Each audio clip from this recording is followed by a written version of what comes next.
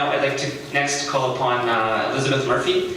Elizabeth Murphy is a former Property Development Officer for the City of Vancouver, Housing and Properties Department, Senior Development Officer for BC Housing, and Private Sector Project Manager. She also ran for council last November with Neighbours for Sustainable Vancouver, and she's going to talk to us now about the very important issues of housing policy and market rental, or purpose-built rental housing, which is a critical issue in the West End.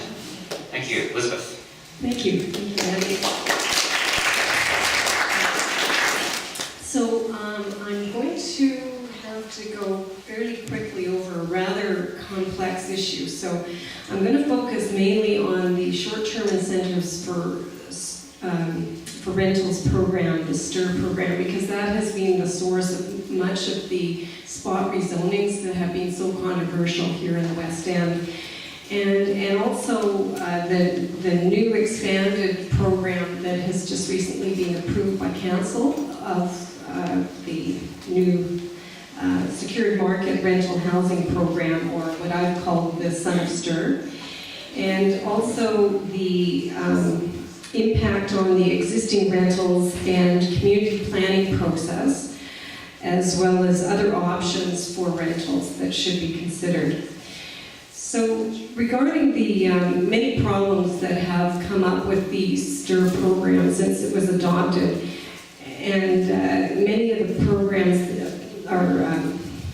many of the projects that have been implemented through that program have come up with many problems, and these were actually quite well explained by the former Director of Planning, Brent Todderan, in January of this year. He outlined that STIR did not create much rental, that huge height and density increases were necessary in order to secure very few rental units or amenity contributions, and no amenity contributions, and that STIR unit rents were generally high. And I have a recent example of that where 1142 Granville Street, which was a STIR project, was just recently finished, and the units are now up for rent. So the 320 square foot units, apparently all the units in this building are 320 square feet, and the rent started at $1,195 per month. That's starting. And at $3, that comes to $3.73 per square foot for furnished executive rentals, essentially. And that is what has been subsidized with our taxpayer money, essentially. And it's really not affordable, and nor is it a good policy.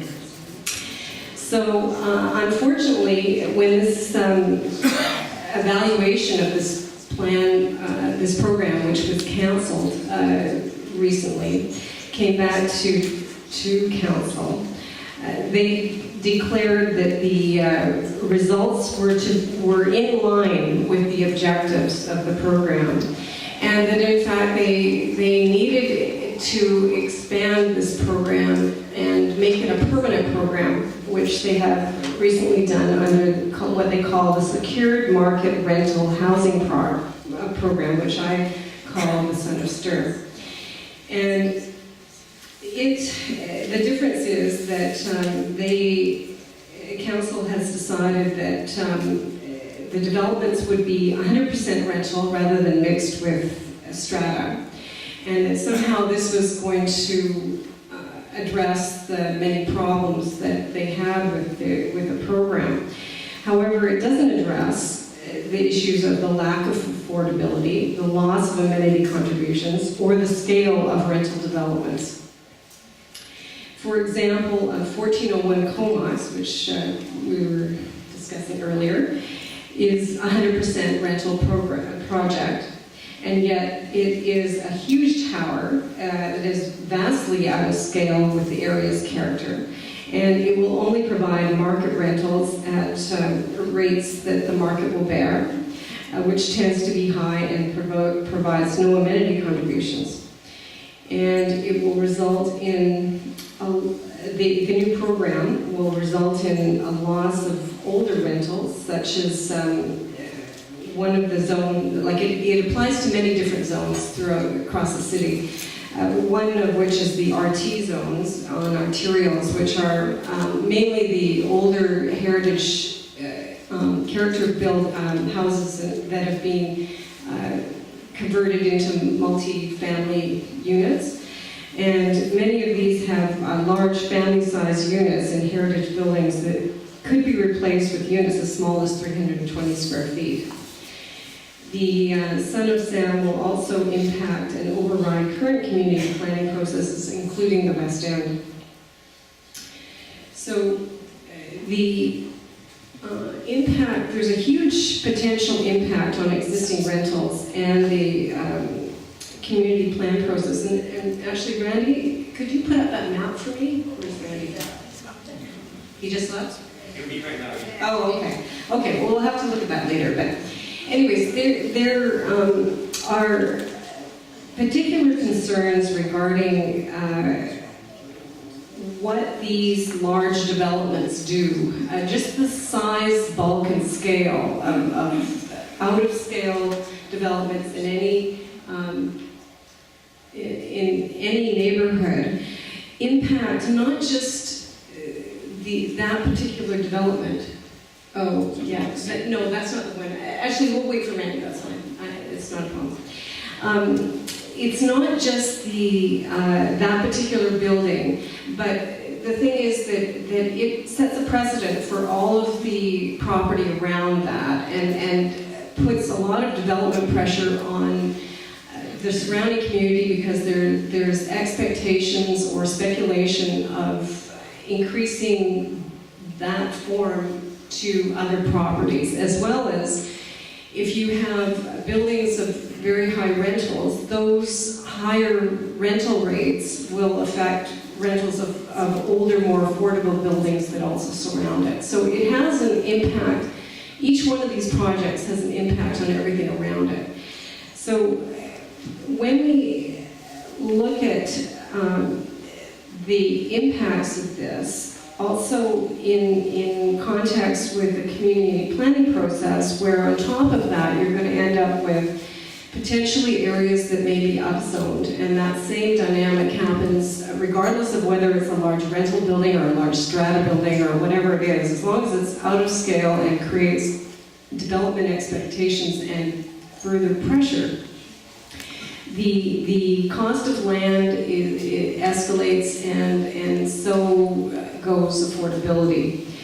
So the issue with the West End, like one of the most important parts of the existing plan, that the plan guidelines that are presently in place in the West End, are the tower separation guidelines. And over the years, that has managed to protect a lot of the low-rise existing rentals in the West End. If that is weakened or eliminated, essentially it would not be very long before the West End would look very much like Yaletown or Cole Harbour.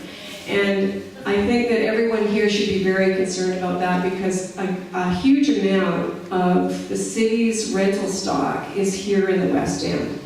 And that is priceless because it will never be replaced. It is something that we have to maintain and we have to protect.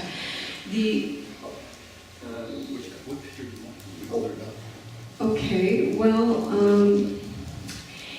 what I had was, there was a plan, no, it's the one that has the rentals. The slide? The rental slide.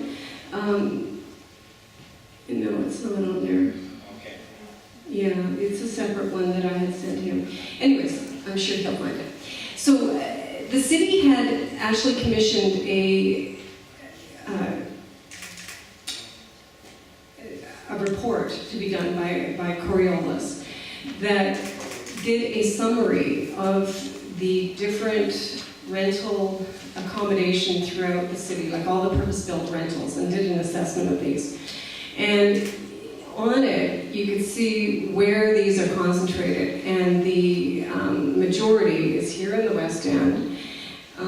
So that needs to be considered, because the rate of change policies, which were brought in by the city in order to protect rentals, is not, it's doing a job in some respects, but it doesn't go far enough to actually protect most of the rentals. Many of the zones it doesn't apply to. Where it does apply, it's only a one-to-one replacement, but not necessarily of the same type, same size, or the same rents. So essentially, if you have a large 3-bedroom rental, it could be replaced by a 320 square foot bachelor. And that is consistent with their rate of change policy. So there's much to lose and not a lot to gain by increasing development pressure on these properties. And the last thing that you want to do is to incentivize this process for redevelopment, which is essentially what the new Son of Stir will do. So as far as options go for what we can do, I mean, obviously building new rentals is very important. One of the main reasons that we don't get new rentals is that ever since the Strata Act was brought in 1966, that's when they stopped building major rental projects, because they were allowed to stratify, and of course that was more preferable for most developers who don't necessarily want to hold land and hold projects. They would rather sell them off, so this was a much more profitable way of doing that. So we need to find a way to include rentals, but this needs to be done in some kind of an inclusionary zoning policy that works within the existing scale of every neighborhood, rather than resulting in buildings that are completely out of scale and all of the development pressures that come with it. So inclusionary zoning is one option, and there's many ways of doing that. The other thing is subsidized housing. We need some subsidized housing that is sponsored by senior governments, which we had up until the early 90s with CMHC, and then the province took over for a short period of time, but then that program was canceled as well. But we need to reinstate some kind of a subsidized housing program. There also needs to be tax incentives to upgrade and operate existing rental buildings without displacement, which needs, again, senior government involvement. Also, secondary suites are an important form of rental that is now provided throughout the city, but there could be tax incentives to actually allow people to build them without having it impacting their principal residence status for capital gains exemptions, because that's one of the reasons a lot of people won't have them in their building, because they're concerned that they will be penalized if at some point they sell the building. So that's something that could be addressed, but again, it would have to be done through the federal, provincial governments. And then lastly, the expansion of the rate of change policies in order to protect the very precious rental housing that we have. I think that that's one of the main things that the city can do, and they can do directly. Thank you so much.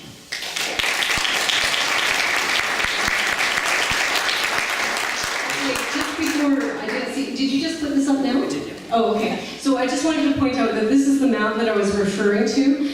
And this was put together by Coriolis, who are the consultants to the city. And you can see that the large brown dots are like the tower type of rental buildings, and the green dots are the low-rise rentals. And you can see how the majority is concentrated right here in the West End, and how much of the existing rental stock is right here, and how precious it is, and how important those tower separation guidelines are. Thank you. Okay. Thank you very much.